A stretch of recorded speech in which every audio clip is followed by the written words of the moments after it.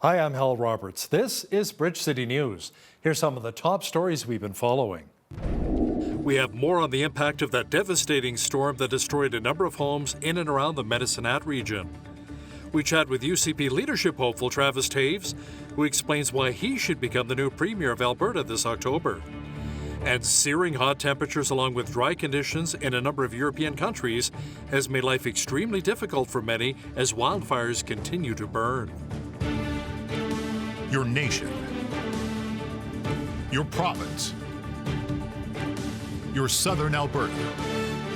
From the heart of Lethbridge, it's Bridge City News with Hal Roberts. Thanks so much for joining us. Many people are finding themselves seeking temporary shelter as they rebuild homes devastated by Monday's windstorm in the Medicine Hat region. BCN's Jeanette Rocher visited the area and filed the special report. Rex Olson points out where the porch and deck of his parents' house used to be. This is what was my room. In fact, all the buildings on the family's property have been destroyed. A house, a shop, another smaller art studio, 4 other outbuildings, and a greenhouse. All gone. All gone. My entire yard's trashed. My shop is now in my backyard. All of my dad's tools and all my motorbikes and dirt bikes were in it. And my trampoline's up my fence line. This golf cart was found flipped upside down. It still works. This was upside down? Right there. The 13-year-old was home alone with his cousin when the house started shaking. Every window in the house broke. The entire house was shaking on its foundation, I guess. The door slammed on my wrist. It's hurt. I dove into the bathtub in my bathroom and the entire roof of my house ripped off. He says it all happened so fast. It was about 10 seconds. I was just in the bathtub with 0 electricity covering my head. So I was at work, and my wife called me in a complete panic. She didn't know if I was alive or not. And across the street from the Olsons' property, more damage, homes missing roofs. Many homes off of Wholesome Road here in Cypress County have undergone damage. Behind me, a mobile home completely flipped over. The owner has lost part of his house and has a collection of classic cars that have been damaged. Take a drive down the street, you see downed trees and debris. In town, at least 71 electrical poles were down. However, in the coming days, we'll likely find more. And as of Tuesday, still about 100 homes without power. The city and county calling this a wind or severe weather event. Although there are unconfirmed reports that this was a tornado, Medicine Hat officials are not using the T word. Because I'm not an expert in this, and this is where we truly do rely on those experts to be able to provide us with that information. Winds were reported at the airport from our sensor at 93 kilometers per hour, but there was a storm chaser that had a handheld measuring device that reported a gust of up to 135 kilometers an hour, and some of the damage that we've seen to the west of the city is consistent with wind speeds even higher than that. And so what we're now currently investigating is whether or not there could have been a tornado that was embedded within this system. But regardless of how it's being classified, those who were left in the storm's way are now dealing with its aftermath. No one expects this, but we will rebuild. For Bridge City News, I'm Jeanette Rocher. Even though many were celebrating Parks Canada's official grand opening of the new interpretive centre in Waterton, there are some who are not happy about it. As BCN's Angela Stewart explains now, while some people appreciate the central hub for visitors, there are others who are simply not in favor of it. As you can see as you look around you, it's a central showcase for the community. Located right in the center of this small southern Alberta town, visitors to Waterton Lakes National Park can finally take in the newly built Visitor and Information Center. We were in construction mode for quite a while. Following the Keno wildfires in 2017, which demolished the town's original center that was located just on the outskirts of the park, officials believed a new location for the facility would serve the community and visitors better. It's designed to be a hub for the visitors who come to the park to learn a little bit about its culture and its history, but also to invite them to go out and experience that in the park.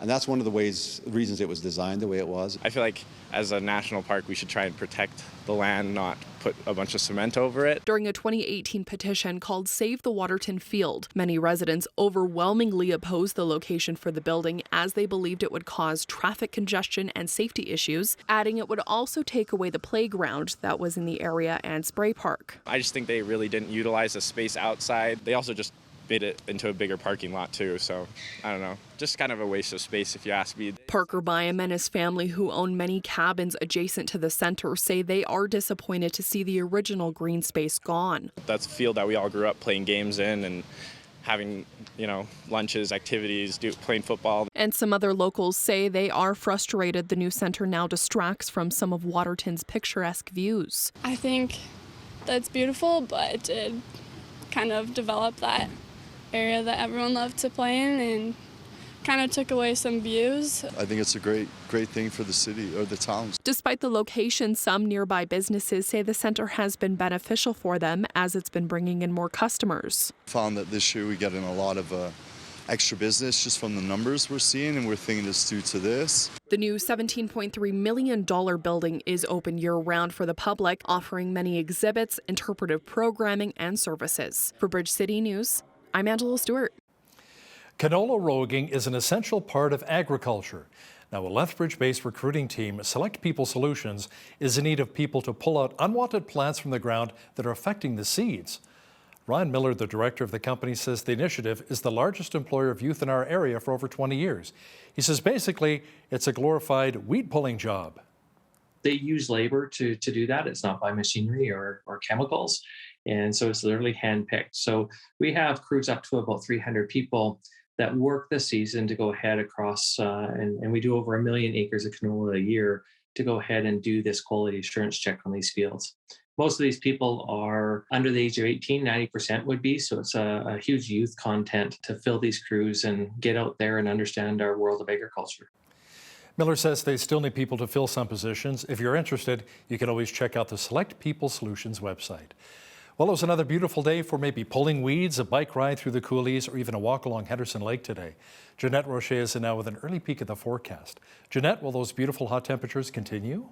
Yes, extremely warm this week, Hal, and some humidity as well. This evening, we could see the potential of a thunderstorm developing and some winds from the west at 60 kilometers per hour. Into Thursday, we're looking at warm, sunny conditions, 32 degrees. I did mention the humidity, right? We could see a humidex Thursday of 36. So that is very warm. After that, a lot more sunshine and maybe a few showers on the weekend as well. I'll have all those details coming up for you later on in the show. Great. Thanks so much, Jeanette. The cost of filling up your vehicle rose more than 50% in June compared with a year ago.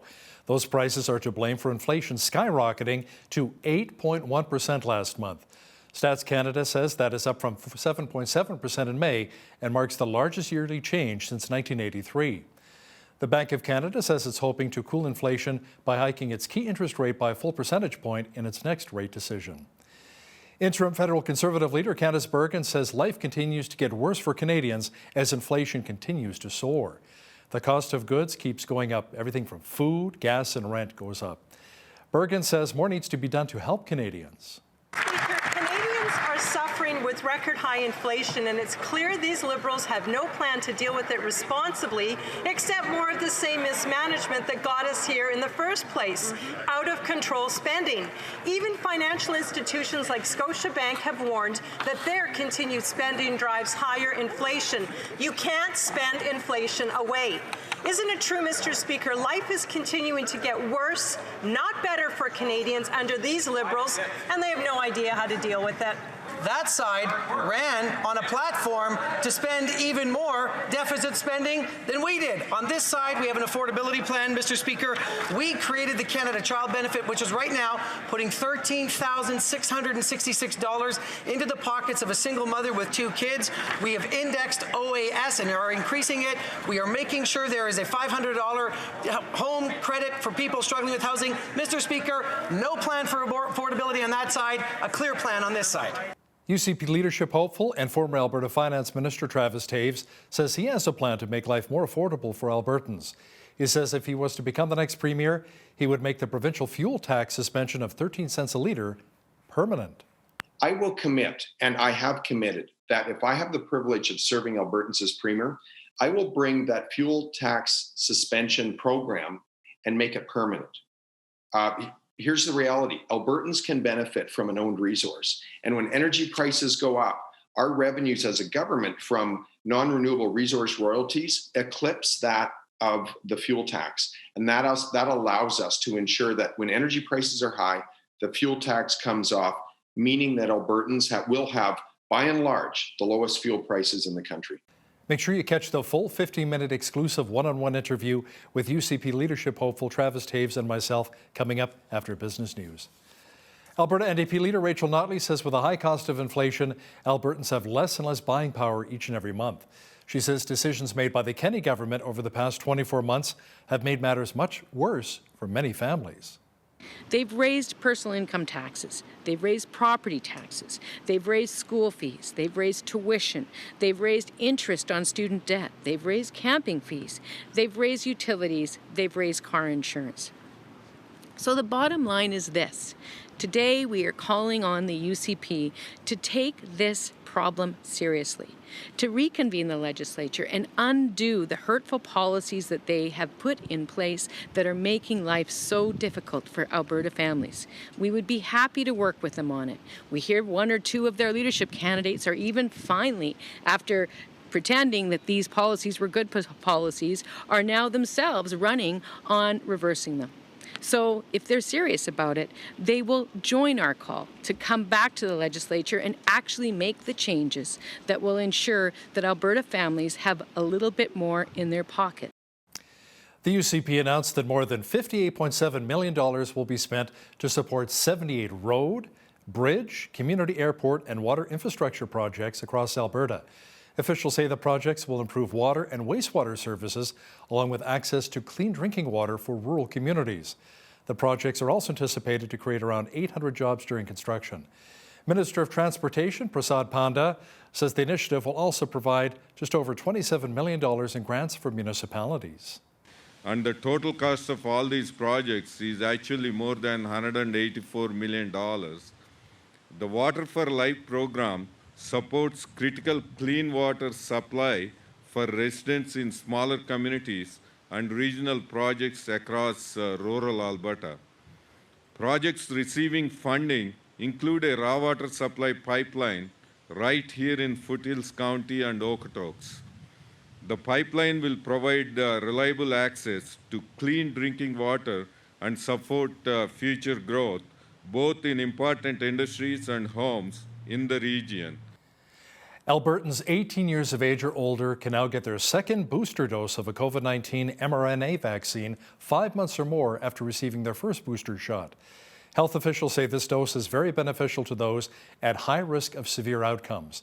The province says those who received one dose of Janssen at least 2 months ago are also now eligible for a booster dose. Appointments can be made by calling 811. The Kenney government says those with opioid addictions who are taken into custody by RCMP in Red Deer will now have immediate access to addiction treatments. Officials say the expansion of Alberta's virtual opioid dependency program comes after seeing increased cases in Red Deer, Lethbridge, Calgary, and Edmonton. The program offers same-day access to opioid addiction treatment for anyone in the province. Associate Minister of Mental Health and Addictions Mike Ellis says having access to help right away will save more lives. That means same-day access to life-saving opioid addiction treatment medications like Suboxone and Methadone and the new long-acting Sublocade. Once we eliminated the waitlist for VODP, we started looking at how we can help more people access addiction treatment. That's when we began bringing police and health services together to ensure that any Albertan who is arrested for any reason can access life-saving addiction treatment. A fundraiser for those with breathing problems has hit a temporary roadblock here in Alberta. The Walk to Breathe initiative was created by an Edmonton man to raise funds for Alberta Lung. As BCN's Micah Quinn explains now, the man says he has to sit out this year's festivities due to health issues, but is hoping that other Albertans will be able to help pick up the slack. Truth be told, I was walking with a cane for a few months there at the end of last year and into 2022.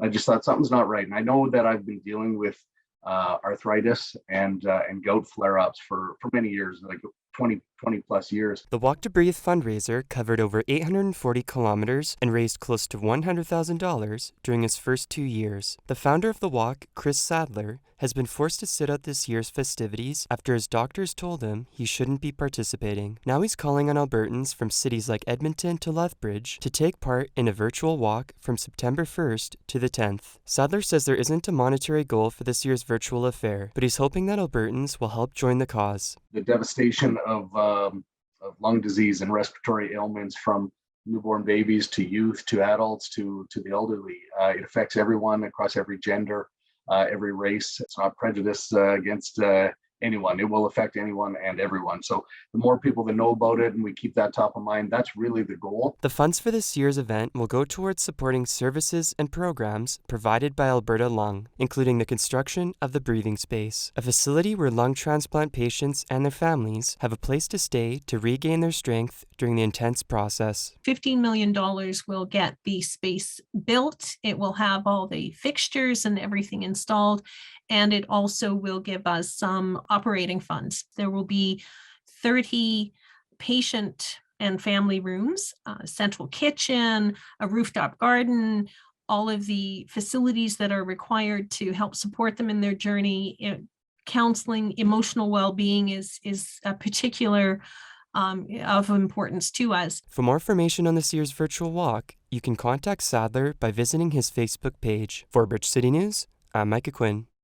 The Transportation Safety Board has been called in to investigate where a float plane went down, injuring all 6 people on board in southern British Columbia. The plane crashed Sunday in what is being described as an emergency landing at Lorna Lake in the South Chilcotin Mountains. Tayax Air Services, which operates the plane, says the crash triggered an emergency locator transmitter and rescuers reached the scene within hours, airlifting the injured to hospital. Police say a gunman who shot 5 people at a suburban Indianapolis shopping center, killing 3 before a shopper shot and killed him, was a 20-year-old man who was apparently facing eviction. A motive by the attacker is still unknown. Forensic team has his cell phone. It was wet. They're going through the process of drying it out to try to extract information from it. Right now we have no motive. His family members that we spoke to, they were just as surprised as everyone else was. They said there were no indicators that he was violent or unstable. The searing hot temperatures continue throughout much of Europe, including in Greece, where firefighters are battling a number of blazes. Hundreds of people have been evacuated from their homes near Mount Penteli, which is northeast of the Greek capital of Athens. Officials say dry conditions and strong winds are helping to fuel a wildfire, which has been threatening the entire community. Υπάρχουν δυνάμεις, υπάρχουν επιχειρούν και αέρια, αλλά είναι πολύ δυνατός ο άνεμος, όπως φαίνεται άλλωστε, και στροβιλίζει συνεχώς και αλλάζει φορά του αέρα. Meanwhile, in France, more firefighters are being sent to the southwest part of the country to combat the spreading wildfires in that region. More than 200 reinforcements are being added to the 1,500 firefighters who are battling around the clock to help contain the wildfires. Authorities have announced plans to evacuate around 3,500 people, or those who are most at risk.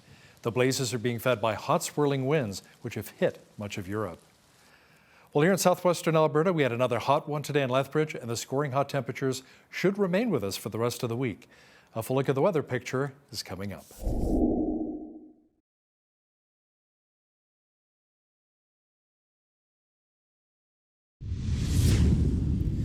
You know, so far there's no heat warning for our region, but it has been nice and hot. Jeanette Rocher is in now with a full look at the weather picture. Jeanette, will we get close to breaking any heat records this week in Lethbridge?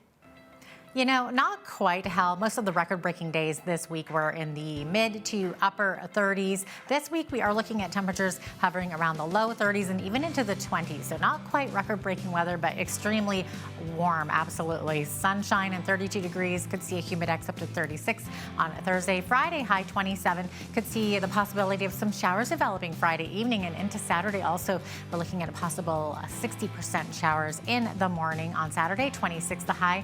On Sunday, Sunday, back up to 30 degrees with lots of sunshine. 26 on Monday and a high of 27 on a Tuesday is expected with partly cloudy skies. So we're definitely looking at that typical warm July weather. Average high for this time of year, 26, average low 11. 35 was our high temperature on this day back in 2003 and in 1977, that is. 3 degrees only. Can you believe that for the middle of July?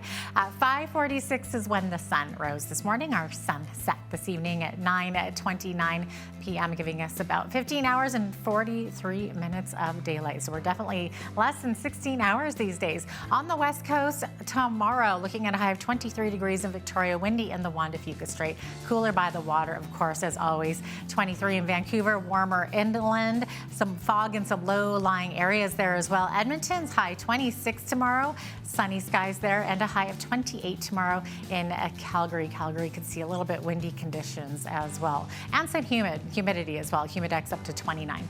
28 degrees the high in Saskatoon tomorrow. Same thing for Regina. Both of those cities seeing lots of sunshine. Same thing for Winnipeg. Beautiful sunny skies. 28 the high, so just be very lovely and warm across the prairies tomorrow. 27 the high in Toronto tomorrow. Toronto was under a heat warning and a severe thunderstorm watch tonight.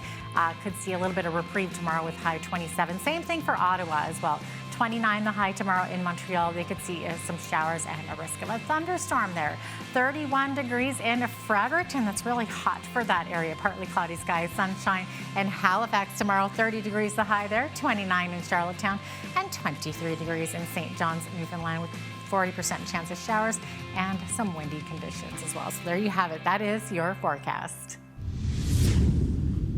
Some economists are saying that inflation may have peaked in Canada. The annual consumer price index climbed to 8.1% in June. Now that's the highest yearly rate increase in close to 40 years. It was up from 7.7% in May. Stats Canada says the acceleration in June was largely driven by higher fuel prices, which rose by more than 50% since 2021. Economists say gas prices should begin to come down soon after having seen inflation peak. Tesla CEO Elon Musk lost his fight to delay Twitter's lawsuit against him. A judge in Delaware set an October trial. Twitter executives are suing Musk for pulling out of the $44 billion U.S. deal to buy the social media platform. There's a lot of legal experts who they think that the Delaware court is sensitive to the question of somebody just wanting to get out of a deal because of buyer's remorse. Like there has to be a really good reason why they would back out of an agreement they made with the company they're trying to buy. And so if Twitter can really focus on that argument, it seems like it has a pretty good case. On the other hand, Elon Musk seems to think he has a pretty good case showing why the problem with bots is not something that Twitter has been transparent enough. The European Union is proposing that member states cut their gas use by 15% over the coming months to blunt the impact of any Russian cutoff of natural gas supplies.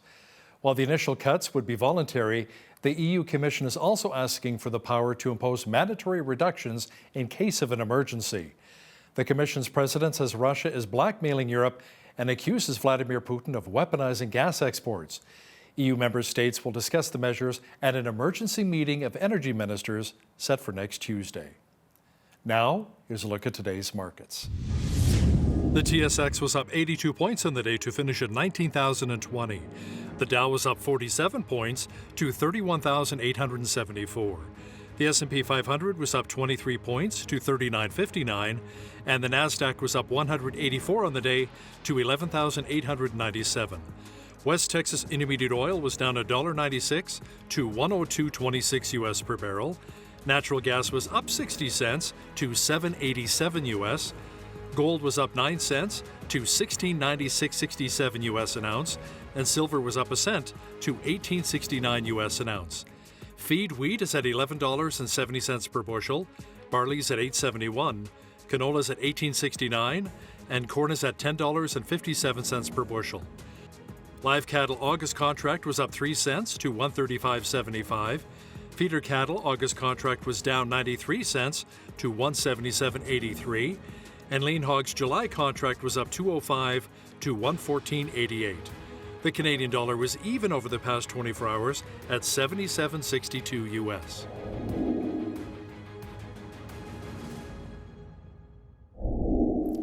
Recapping one of our top stories, the cost of filling up your vehicle rose more than 50% in June compared with a year ago. Those prices are to blame for inflation skyrocketing to 8.1% last month. Stats Canada says that is up from 7.7% in May and marks the largest yearly change since 1983. Alberta's former Finance Minister Travis Toews says he has a plan to help make life more affordable for Albertans should he win the UCP leadership and become our next premier in October. He will explain in an exclusive one-on-one interview with me in just a moment.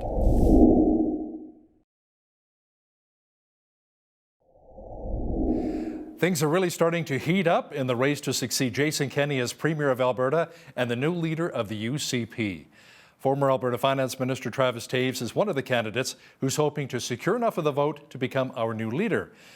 MLA Travis Toews joins us now from Edmonton. Travis, welcome to Bridge City News.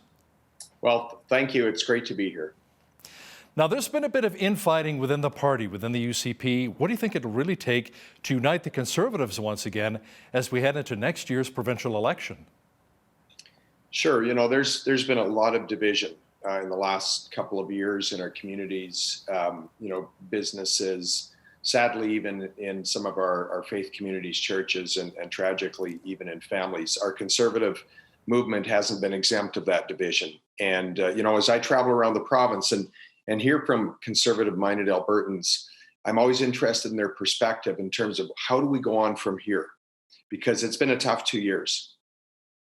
I would suggest there's a couple of things that are very important. Number one, I really believe that it'll be critical for our big tent diverse party, our big tent diverse conservative movement, that we again focus on those core values that unite us, the values of fiscal responsibility, a commitment to, a market-based economy, and the commitment to the core value of individual freedom and liberty and limited government. And I believe if we can focus again on those core values, the values that united us in 2019, that we can again come together. Instead of focusing on those issues that divide, those issues will always be there. But look, we have a big tent diverse movement and party. That's also what makes us strong. I believe that's also what makes us fit to govern. Now, we talk about a big tent, obviously, but what about social conservatives within the party? How can you ensure as leader that they won't be shut out? Well, look, many of my personal views would align with the views of social conservatives. That's where I am personally. And yet I deeply respect the views of others right across the spectrum of our conservative movement. There are many positions held on social issues, held passionately by really good people right across the spectrum. And we have to recognize that and respect that.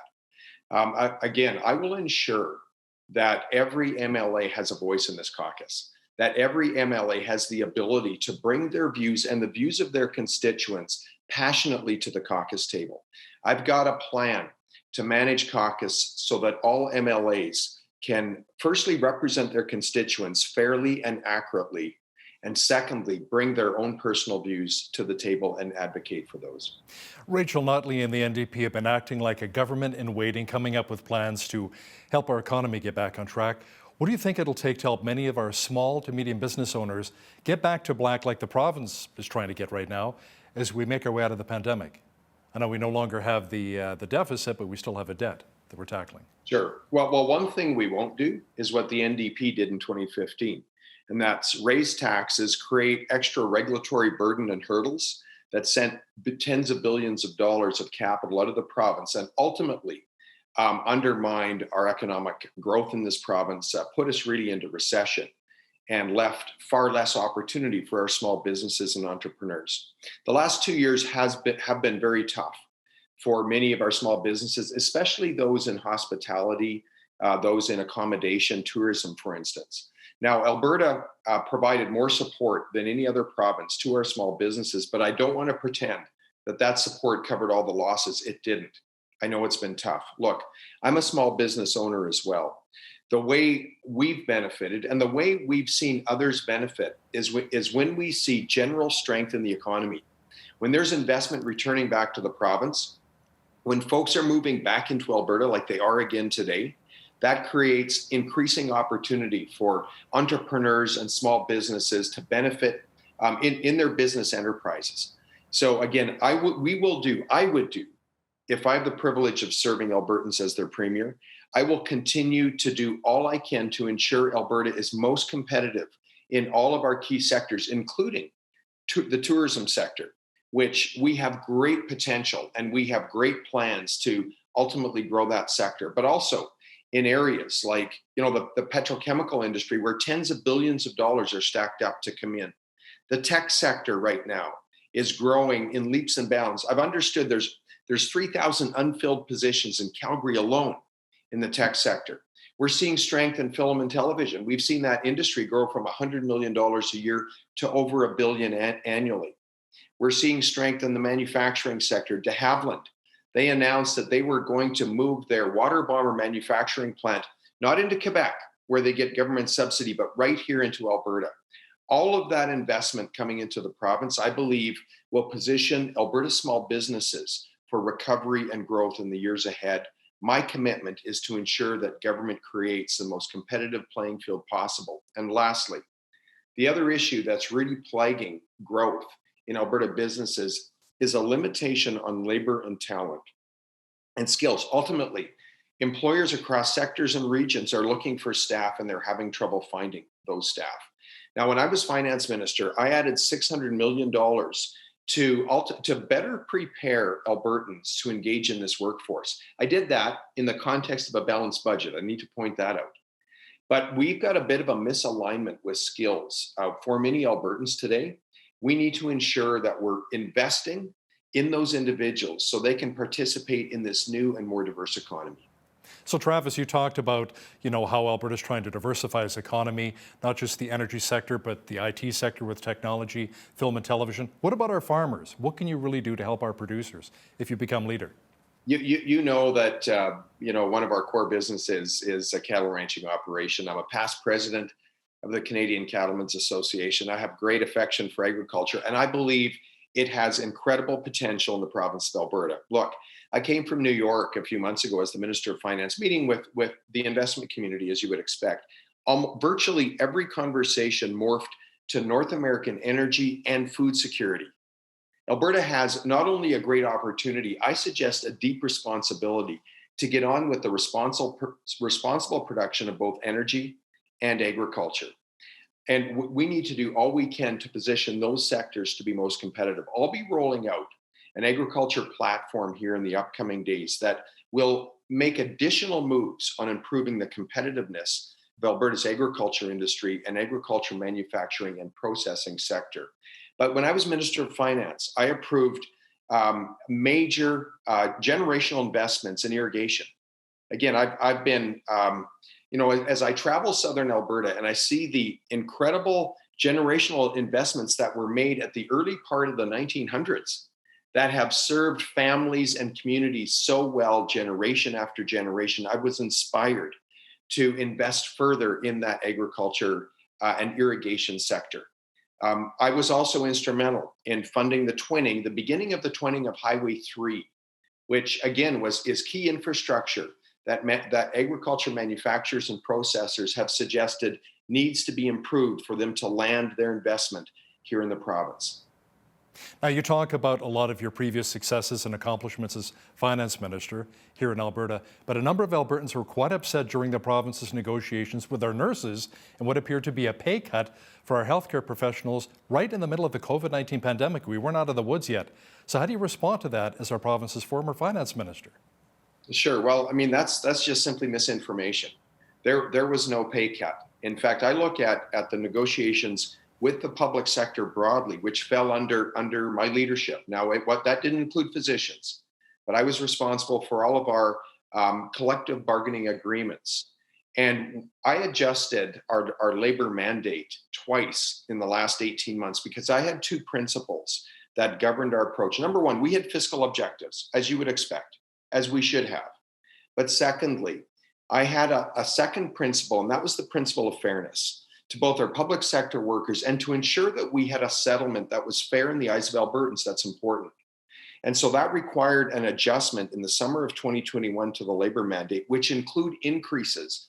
I would suggest material increases for our public sector workers, and that included our nurses. So I was so pleased when we ultimately completed the negotiations with the nurses, and nurses ratified the agreement by a rate of over 90% in January. In fact, I quoted Heather Smith in my budget speech because her words were so conciliatory to how well the process went. Nurses did end up with a raise. They also ended up with, and appropriately so, with a recognition of their great contribution during the last 2 years during the pandemic. And again, we did that all without one day of labor stoppage. We did all of that without any political or conflict and rhetoric in the media. I believe we did it very constructively. Now, Travis, a number of communities, including right here in Lethbridge, are not happy with the province deciding to centralize EMS dispatch services. Many in various communities say it takes far too long for an ambulance to arrive. Now, that extra time could mean the difference between life and death, all in an effort to save, around $6 million annually? If you became Premier, would EMS be decentralized so municipalities can take back control once again? Well, look, on that issue, I know that Minister Copping is working with municipalities and service providers on the issue, but this is my broad approach. Based on my observations, AHS is failing Albertans, and more importantly, frontline healthcare professionals because of their highly centralized decision-making structure. My direction is always to decentralize. I believe the best decisions are made by those closest to the front lines, and that would go for EMS as well. Now let's talk about gas prices for just a moment here. Why is it, in your opinion, that in Toronto, motorists are paying about $1.60 a litre, while many here in Alberta, including right here in Lethbridge, is $1.83, even though the province paused the fuel tax of 13 cents a litre? How would you address this issue as Premier? Sure. Well, I will say Ontario followed Alberta's lead eventually in reducing their fuel tax as well. And right now, I checked gas prices, as you would expect. I check them quite regularly. And there's about a 5-cent differential. I think Ontario right now, Toronto is about 5 cents lower than Alberta. And there are also, as we know, many dynamics that take place in terms of fuel pricing. Sometimes you'll get a price war going on in a certain region, and that can drop prices sometimes 5, 10, even 15 or 20 cents. But what I know is this, after suspending the fuel tax, Alberta has had the lowest on average fuel prices in the whole country during the time on average. That's really important. Let's look at prices in Montreal or Vancouver. They're massively higher than they are here in Alberta today. And I will commit, and I have committed, that if I have the privilege of serving Albertans as Premier, I will bring that fuel tax suspension program and make it permanent. Here's the reality. Albertans can benefit from an owned resource. And when energy prices go up, our revenues as a government from non-renewable resource royalties eclipse that of the fuel tax. And that allows us to ensure that when energy prices are high, the fuel tax comes off, meaning that Albertans will have, by and large, the lowest fuel prices in the country. A number of premiers, Travis, said during the pandemic that a number of missteps were made because this is uncharted waters, uncharted territory for many of our leaders during the pandemic. What missteps do you think were made within the Kenney government, and what do you think maybe the government can learn from this, or you can learn from it potentially as a leader to help you to grow and be even a better leader? Sure. No, that's a great question. And I will say this, that, the government navigated the time of the pandemic very imperfectly. And I know that for sure. I know of certain mistakes that I could call out today, and I know there were other errors that perhaps we're not even aware of yet. Number one, I would appoint an independent body to do a third-party review on the government of Alberta's response during COVID. Look, I think it's going to be important. I think it's critically important that Albertans know where the government made perhaps responsible, correct decisions, and where the government erred over the last 2 years. I think that's critically important. And it's critically important to inform future governments should we face a challenge like this in the future. One other learning was to be very careful in making definitive statements. The easiest way to break trust with an electorate is to make a definitive statement and go back on that statement or your word. That immediately breaches trust between a government and constituents. One thing we also learned is that Alberta has very inadequate healthcare capacity, particularly in key areas like ICU. I didn't realize this going in, but Alberta, the highest funding healthcare jurisdiction in Canada on a per capita basis, had the lowest number of baseline ICU beds on a per capita basis. That ultimately limited the runway materially in terms of the options that government had. So one thing that I'm committed to, and one thing Budget 2022 actually also reflects, is additional investment in healthcare to expand healthcare capacity in key areas where the pandemic showed we were very deficient, including ICU capacity. Well, we only have a couple of moments left here, Travis, but I wanted to talk about the anti-Ottawa sentiment here in Alberta continues to grow. Many Albertans feel a really strong disconnect with the Trudeau Liberals. There's even more talk of Western separation. What do you say to those who want to see Alberta become its own sovereign nation? Well, look, I absolutely agree that we need to take a page out of Quebec's playbook and make incremental changes that improve Alberta's lot in confederation. But one of those pages is not separation. When Quebec got close to separation, threatened to separate, there were a lot of things that took place. One of them was tens of billions of dollars of capital fled that economy. As I talked to folks who were close to the issue, they said you couldn't rent a moving van in Montreal for a year and a half with all the head offices that moved from Montreal down to Toronto and Bay Street. That's what helped build Bay Street. I will not take that approach as the Premier of the province. We've made great gains in this economy. We cannot see those eroded. But what we can do is take a page out of Quebec's playbook in this way. Every time Quebec has had a government in Ottawa that needs Quebec politically, and that's been far too often with the Liberals holding power too many years in this country, Quebec has made incremental gains because they've known they've had significant political clout. Alberta's not done that. We were governed extremely well during the Harper years as a nation, I believe. But during that time, when we had a conservative government in Ottawa, that depends on Alberta politically. I can't identify one material change that we made to equalization, for instance, or fiscal stabilization, any federal fiscal transfer program.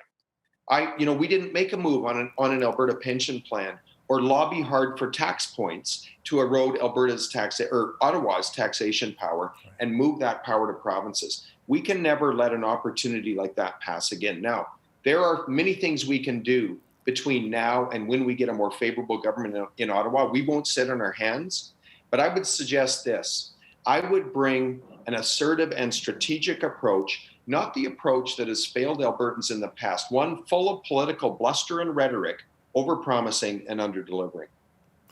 Former Alberta Finance Minister and current UCP leadership candidate Travis Toews, thanks so much for joining us today from Edmonton. It's been my pleasure. Thank you, Hal.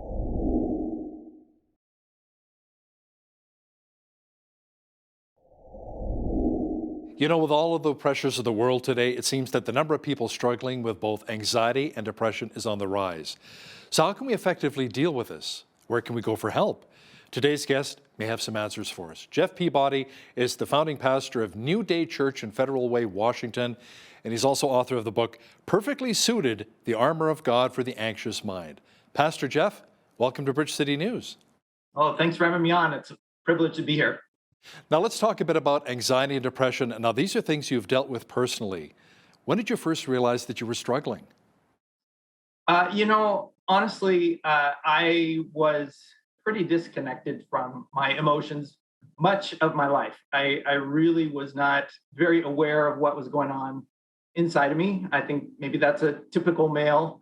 But even when you can't access your feelings, they're still happening. And eventually they're going to find a way to make their way out. And it was like my brain and my body decided that they were going to find a way to get my attention. And for me, that meant I kind of hit this emotional and mental wall where everything just sort of began to crumble. And I found myself just bombarded and flooded with all these intrusive thoughts, and I couldn't stop my mind. It just kept spinning. And I didn't realize at the time that was kind of classic symptoms of obsessive compulsive disorder, OCD, which is an anxiety disorder.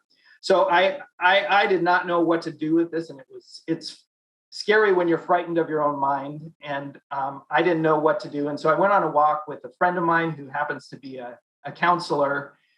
And as we're walking along, and I'm so baffled, and I'm just I'm crying, and which is also uncharacteristic of me. And I make this statement. I said, I'm not an anxious person. And he laughed. And it totally caught me up short. I was not expecting that at all. And it made me realize, I'm not as self-aware as I thought I was. And that sort of began a long journey of me right up till today of beginning to recognize more of what's been going on inside for me. Now, you're right that you wanted to be a very strong Christian most of the time, but that you felt guilty. Where did that guilt come from?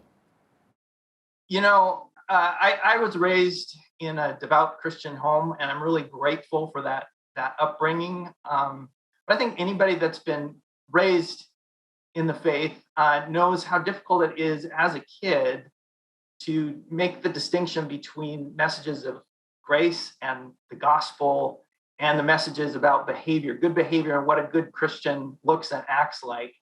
And I think for me, I began to internalize this pressure of wanting to earn approval and live up to what was expected of me.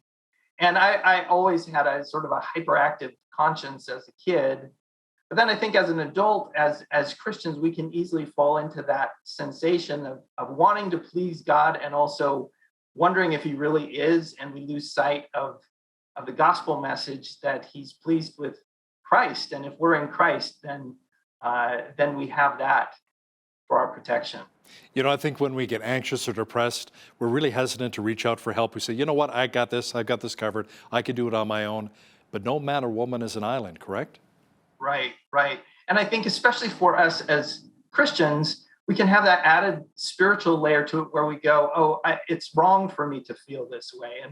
And it's a sign of my faith not being strong enough, or maybe I feel like I'm sinning because the Bible says don't be anxious. And so we compound people's pain with the added layer of guilt and feeling like if I was a good Christian, I wouldn't even feel this way. Now, the Bible refers to spiritual attacks on Christians. How would you define spiritual warfare, and how can we really recognize if the anxiety and mental health struggles are spiritual in nature? You know, spiritual warfare is one of those topics that Christians tend to go one or two ways. Either we just ignore it or don't want to acknowledge that it's a thing at all, or we go the other way and start to see a demon behind every tree, and every little crisis we're experiencing we attribute to some sort of spiritual attack. And as I was going through my own anxiety, I went through all those things of going, is this a sign of either me sinning or something more sinister going on spiritually? And I think at the end of the day, the cause is less significant than the fact of when we're feeling afflicted and that we need God's mercy. And so I tend to just define spiritual warfare as really anything that has a negative effect on our spirits. That the devil can use whatever's going on in our life, whether he caused it or not. And we do have a definite spiritual enemy, but it really doesn't matter what the source of that attack is because it can be used against us by the devil. Now, Pastor Jeff, in the Bible, Scripture tells us to always put on the armor of God. But many of us aren't exactly sure what that means or how to apply this to our daily lives in the battle against anxiety and fear. Can you explain?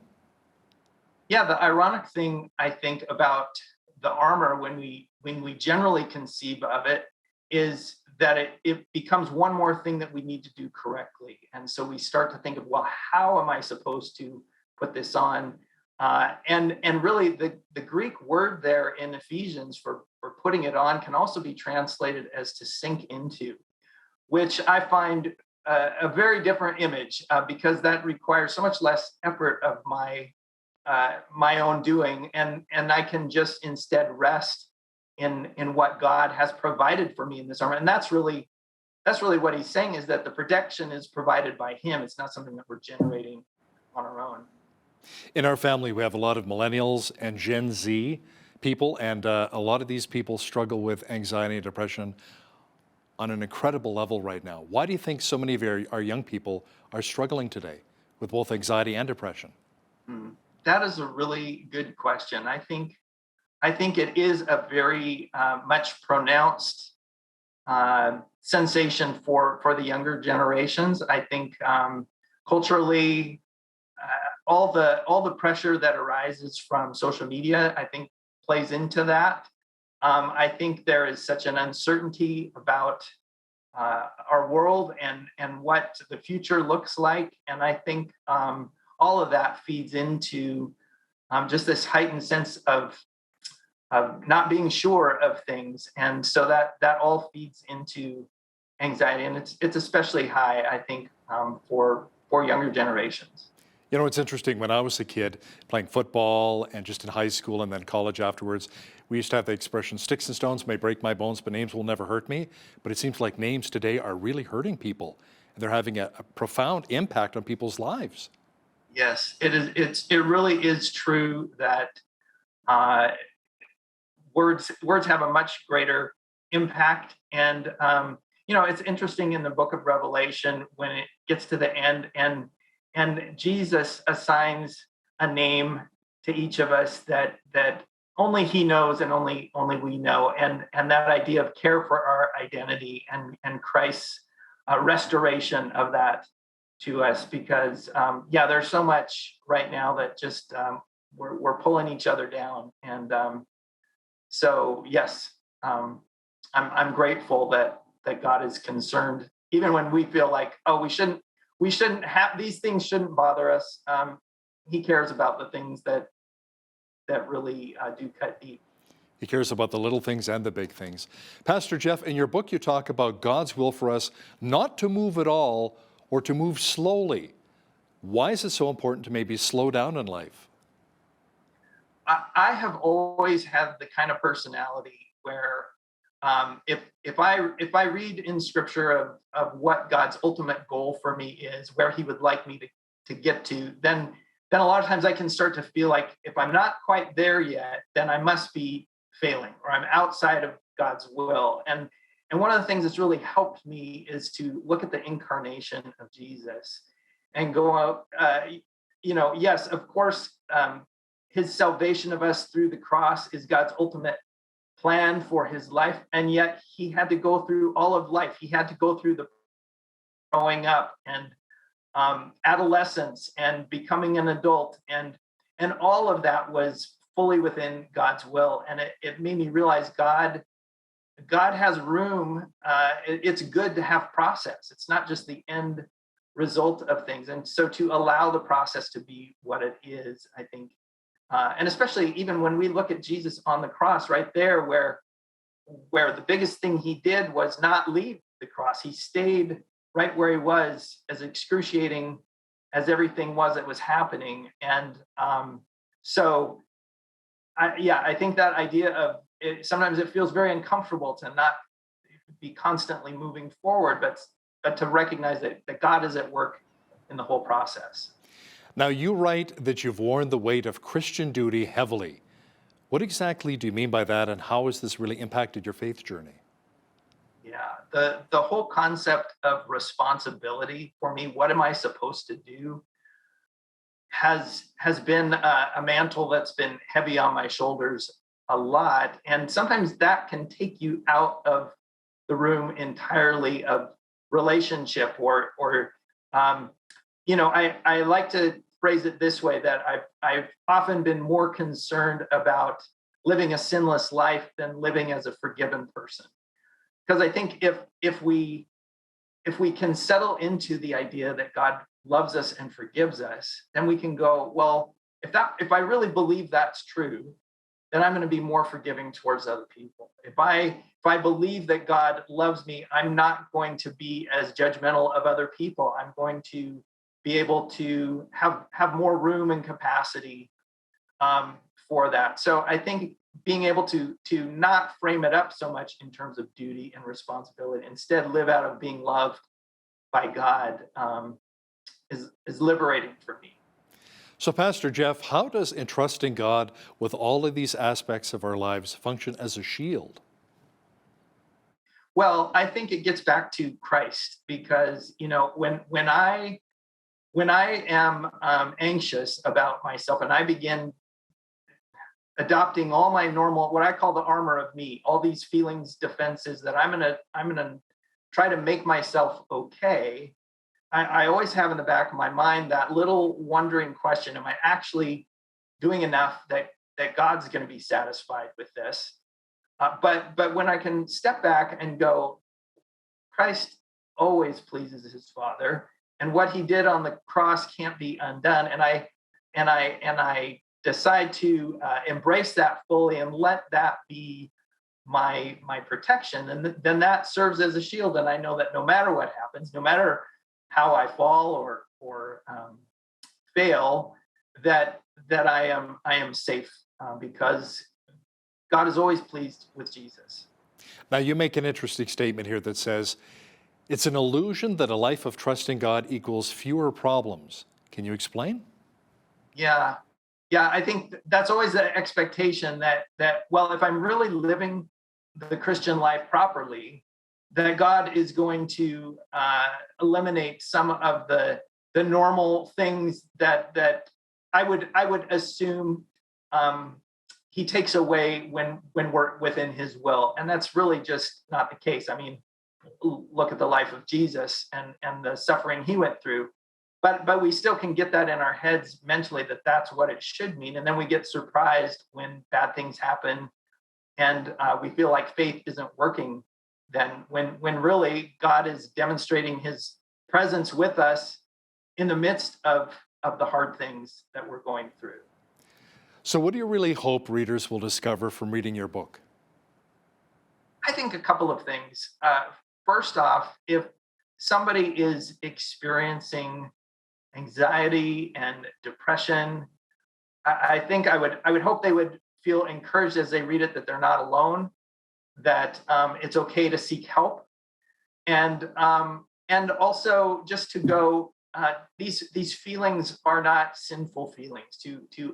To take that load of guilt out of the picture, and also just to find it freeing and unburdening to look at the armor of God through a different lens and see how it's a gift to us and not another thing that we have to do to be a proper Christian.